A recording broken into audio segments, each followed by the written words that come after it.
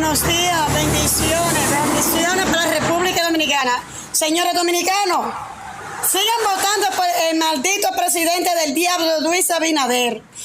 Sigan votando para que sigan matando nuestra gente, los haitianos. Ese animal de Luis Abinader dice que no tiene nada que ver con eso, que eso es algo que pasó, que podía pasar. Señor dominicano, Luis Abinader es árabe, no es dominicano, no le duele nuestra sangre.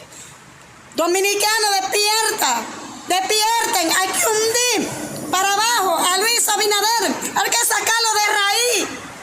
Los haitianos están acabando con nosotros y él dice que eso no es nada.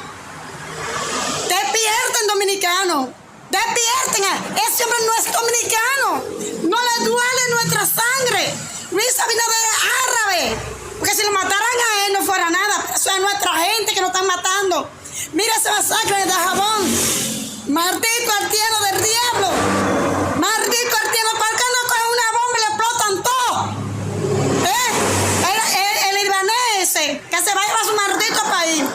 Señores, hay que votar por Yadira y Roque.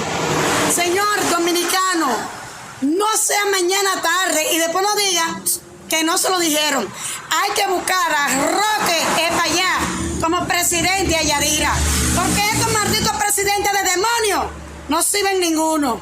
A mí no me importa que me matan, a mí no me importa que me metan presa, coño, pero me duele mi sangre, me duele mi dominicano, coño, por un maldito presidente que no es dominicano. Luis Abinader, coño, vete de mi país. Luis Abinader, te odio. Luis Abinader, ven a buscarme presa que todavía tengo 11,000 pesos en este colmado. Pero alárgate de mi país. Alárgate de mi país. Que los dominicanos, coño, si fuese un Trujillo, los acaba todito. Dominicanos, despierta. Voten por Yadira. Voten por Roque.